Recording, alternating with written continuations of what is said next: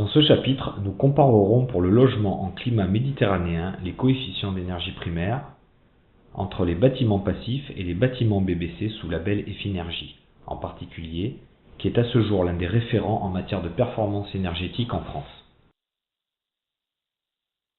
Le CEP d'un bâtiment passif doit être au maximum de 120 kWh par mètre carré par an. Le coefficient d'énergie primaire d'un bâtiment à basse consommation énergétique doit être, selon le label Effinergie, de 40 kWh par mètre carré par an. A priori, le label Effinergie est beaucoup plus performant que le standard passif, mais les apparences sont trompeuses. Le problème vient du calcul du coefficient d'énergie primaire et de ce que l'on met dedans.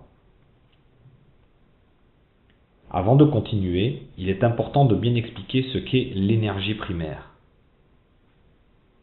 L'énergie primaire est la somme du contenu énergétique qu'il y a dans la matière fossile extraite comme le pétrole, le gaz ou le charbon, dans le transport, dans la transformation et dans la livraison jusqu'au consommateur.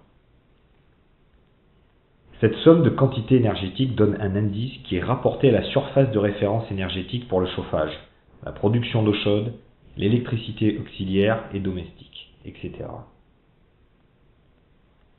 Cet indice correspond à la consommation d'énergie primaire non renouvelable. Cette énergie extraite à la nature est perdue pour les générations futures et engendre mécaniquement une rareté. Maintenant, revenons à notre comparatif.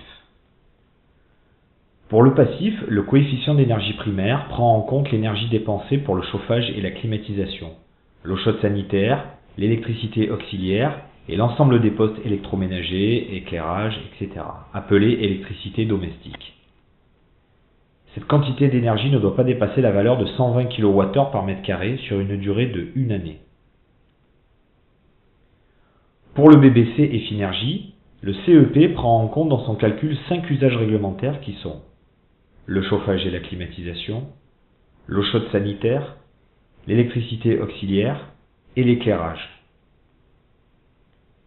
Il ne prend pas en compte l'électroménager, l'audiovisuel, etc., qui peuvent représenter à eux seuls plus de 50 kWh d'énergie primaire par mètre carré par an de consommation complémentaire, et il est à noter également qu'une liste d'appareillages détermine les systèmes auxiliaires à prendre en compte. À cette valeur ainsi obtenue, on soustrait la quantité d'énergie produite en plus par les systèmes de production d'énergie renouvelable comme le photovoltaïque, le solaire, l'éolien, etc. Au résultat final, la valeur d'énergie primaire ne doit pas dépasser 40 kWh par mètre carré par an. Les conclusions que l'on peut tirer dans ce comparatif sont les suivants. Le mode de calcul n'est pas le même, donc difficilement comparable. Bien que la quantité d'énergie renouvelable soustraite aux consommations est plafonnée, la logique avec ce type de calcul n'est pas forcément de donner la priorité à la réduction de la consommation d'énergie primaire. Poser des systèmes de production d'énergie renouvelable coûte très cher et ont une durée de vie limitée. Le calcul ne prend pas en compte la globalité de l'énergie utile du bâtiment. Certaines simulations démontrent que les quantités de consommation réelle d'énergie fossile ou autres restent les mêmes que celles de la RT 2005. Le calcul du CEP d'une maison passive prend en compte la totalité de l'énergie primaire nécessaire pour le fonctionnement de tout. Le rapport du coût global entre un bâtiment BBC et un bâtiment passif est identique.